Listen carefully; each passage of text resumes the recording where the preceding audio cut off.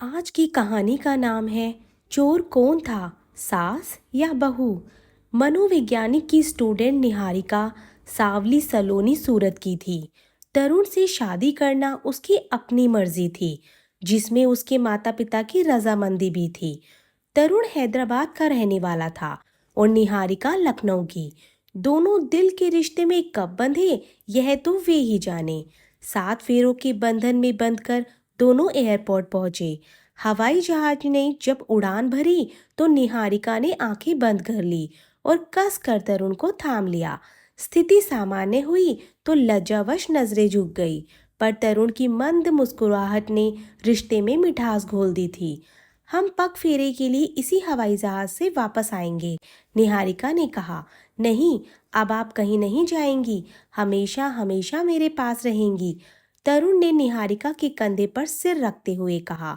सैकड़ों की भीड़ में नवविवाहिता जोड़ा एक दूसरे की आंखों में खोने लगा था। तरुण की मां ने पड़ोसियों की मदद से रस्मों को निभाते हुए निहारिका का गृह प्रवेश करवाया। घर में बस 3 ही सदस्य थे। शुरू के 2-4 दिन वह अपने कमरे में ही रहती थी। फिर धीरे धीरे उसने पूरा घर देखा। पूरा घर पुरानी कीमती चीजों से भरा पड़ा था। एक कोने में कोई पुरानी मूर्ति रखी हुई थी। निहारिका ने उसे हाथ में उठाया ही था कि पीछे से आवाज आई। क्या देख रही हो, चुरा मत लेना। आवाज में कड़वाहट घुली हुई थी। निहारिका ने पीछे मुड़कर देखा। तरुण की माँ खड़ी थी।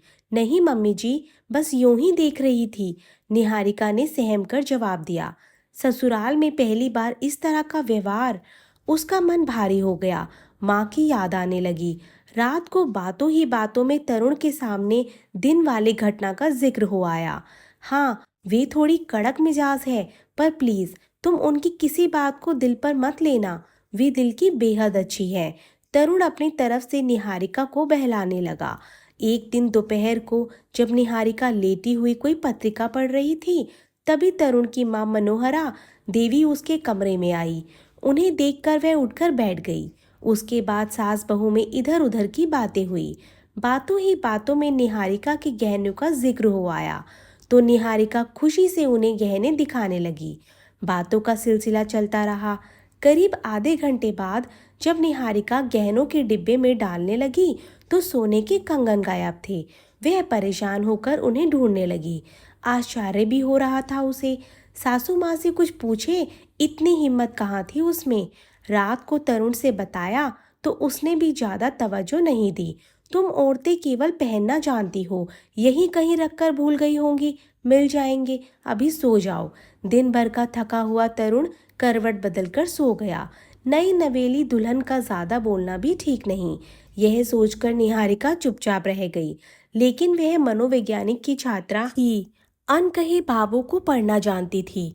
पर कहे किससे, तरुण के बारे में सोचते ही कंगन बेकार लगने लगे। लेकिन अगले ही दिन घर में सोने की एक और मूर्ति दिखाई दी। मम्मी जी, बहुत सुंदर है यह मूर्ति, कहाँ से खरीद कर लाई आप? निहारिका ने तारीफ करते हुए पूछा। कहीं से नहीं, तुमसे मतलब, मनोहरा देवी ने तुनक कर जवाब दिया। निहारिका स्तब्ध रह गई। 15 दिन के अंदर अंदर उसके नाक की नथ कहीं गुम हो गई थी। पानी सिर के ऊपर जा रहा था। तरुण कुछ सुनने को तैयार नहीं था। स्थिति दिन ब दिन बिगड़ती जा रही थी।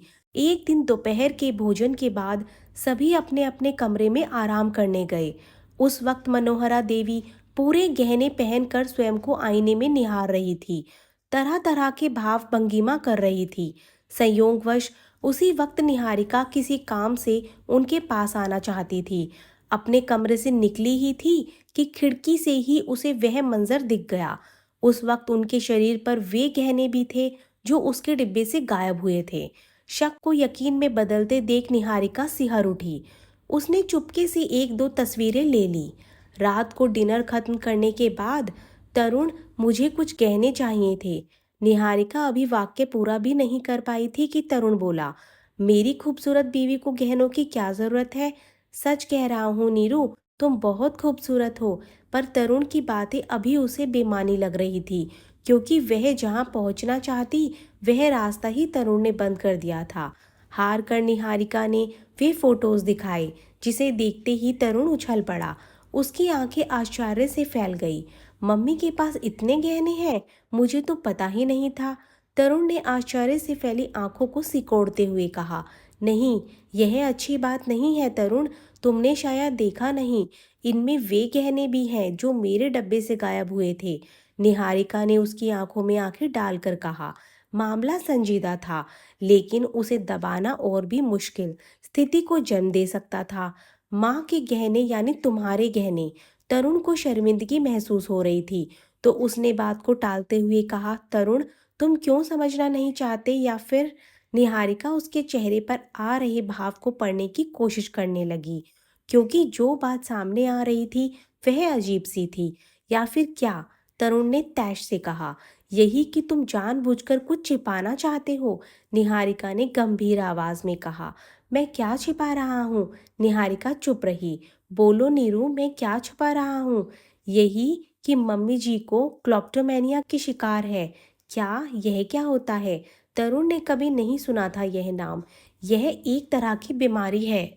इस बीमारी में व्यक्ति चीजें चुराता है और भूल जाता है। निहारिका एक ही सांस में सारी बात कह गई। देखो नीरू, मैं मानता हूँ मेरी माँ बीमार है, पर चोरी? तरुण बौखला गया। वे चोर नहीं है, प्लीज मुझे गलत मत समझो। निहारिका ने अपनी सफाई दी। तुम्हें पगफेरे के लिए घर जाना था ना, बताओ कब जाना है? तरुण बहस को और बढ़ाना नहीं चाहता था। निहारिका स्तब्ध रह गई। दोनों ने करवट फेर ली, लेकिन नींद किसी की आंखों में न थी। तरुण ने वापस जाने के लिए कह दिया था। सपनों में जो होम स्वीट होम का सपना था वह टूटकर चकनाचूर हो गया था।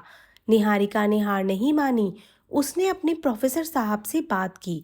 सर, मुझे आपकी मदद चाहिए। अवश्य मिलेगी, काम तो बताओ। सर, मेरी सासू माँ यहाँ वहाँ से चुरा कर वस्तुएं ले आती है और पूछे जाने पर इनकार कर देती है। निहारिका के आंसुओं ने अनकही बात भी कह दी थी। घबराओ मत, धीरज से काम लो निहारिका, सब ठीक हो जाएगा। कभी कभी जीवन का एकाकीपन इस तरह की वजह बन जाता है। आगे तुम खुद समझदार हो, प्रोफेसर साहब ने रिश्ते की नाजुकता को समझते हुए कहा। क्लेप्टोमेनिया लाइलाज बीमारी नहीं, अपनापन और लगाव, इसे दूर किया जा सकता है। प्रोफेसर साहब के आखिरी वाक्य ने निहारिका के मनोबल को बढ़ा दिया था। वह उनके द्वारा दिए गए निर्देशों का पालन करने लगी। इलाज का पहला कदम था गाढ़ी दोस्ती। मम्मी जी, आज से मैं आपके कमरे में आपके साथ रहूंगी। आपके बेटे से मेरी लड़ाई हो गई है। निहारिका ने अपना तकिया मनोहरा देवी के बिस्तर पर रखते हुए कहा। रहने दो, बीच रात में उठकर ना चली गई तो कहना। मनोहरा देवी ने अपना अनुभव बांटते हुए कहा। कुछ भी हो जाए नहीं जाऊंगी, निहारिका ने आत्मविश्वास से कहा। रात में उन दोनों ने एक दूसरे की पसंद की फिल्में देखी। धीरे धीरे दोनों एक दूसरे के करीब आने लगी। मनोहरा देवी जब भी बाहर जाने के लिए तैयार होती तो निहारिका साथ चलने के लिए तैयार हो जाती या उन्हें अकेले जाने से रोक देती। कभी मान मुनहार कर सके जिद से भी। ऐसा नहीं था कि तरुण कुछ भी नहीं जानता था। कितनी बार उसे भी शर्मिंदगी उठानी पड़ी थी, पर माँ तो आखिर माँ है ना, सब कुछ सह जाता था। माँ को समझाने की कोशिश भी की, पर बिजनेस की व्यवस्था की वजह से बढ़ गया था। निहारिका की कोशिश रंग ला रही थी। यह बात उससे छिपी नहीं थी, अपनी नादानी पर शर्मिंदा भी थी। अपने बीच के मनमुटाव को कम करने के लिए निहारिका की पसंद की चॉकलेट फ्लेवर वाली आइसक्रीम लाया था, जिसे अपने हाथों से खिलाकर कान पकड़कर माफी भी मांगी थी। उठक बैठक भी करने को तैयार था, पर नीरू ने गले लगाकर रोक दिया था। नीरू, तुमने जिस तरह से मम्मी को संभाला है ना, उसके लिए तहे दिल से शुक्रगुजार हूँ, तरुण ने नम आंखों से कहा। अभी नहीं, अभी हमें उन सभी चीज़ों की लिस्ट बनानी होगी जो मम्मी जी कहीं और से लेकर आई हैं, उन्हें लौटाना भी होगा। निहारिका ने इलाज का दूसरा कदम उठाया। लौटाना क्यों है नीरू? इस बात से तो, तरुण ने अपने घर की इज्जत की परवाह करते हुए कहा। लोगों को समझने दो, क्लैप्टोमेनिया एक बीमारी है। समाज को उन्हें उसी रूप में स्वीकार करने दो। वे भी समाज का हिस्सा हैं। कमरे में बंद रखना उपाय नहीं है। निहारिका की एक एक बात उसके आत्मविश्वास का परिचय दे रही थी। निहारिका के रूप का दीवाना तो वह पहले से ही था, पर आज अपनी माँ के प्रति फिक्रमंद देखकर मन ही मन अपनी पसंद पर गर्व करने लगा था। रात रात भर जागकर दोनों ने उन सभी सामानों की लिस्ट बनाई जो घर के नहीं थे।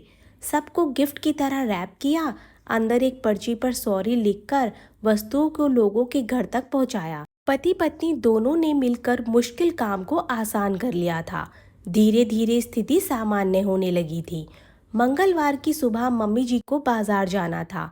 मम्मी, तुम जल्दी से तैयार हो जाओ, जाते वक्त छोड़ दूंगा, तरुण ने नाश्ता करते हुए कहा। नहीं नहीं, तुम जाओ, मैं नीरू के साथ चली जाऊंगी। निहारिका ने तरुण की ओर देखकर अपनी पीठ अपने हाथों से थपथपाई। प्रति उत्तर में तरुण ने हाथ जोड़ने का अभिनय किया। निहारिका मुस्कुरा दी। तभी निहारिका की मम्मी का फोन आया। बेटा जी, नीरू को मायके आए हुए बहुत दिन हो गए, पग फेरे के लिए भी नहीं आए आप दोनों। हो सके तो इस दशहरे में कुछ दिनों के लिए उसे यहाँ छोड़ जाते। निहारिका की माँ अपनी बात एक ही सांस में कह गई थी। माफ़ी चाहूँगा मम्मी जी, लेकिन मेरी मम्मी अब नीरू के बगैर एक पल भी नहीं रहना चाहती। ऐसे में मैं उसे वहाँ छोड़ना नहीं चाहता, तरुण ने गर्व से कहा।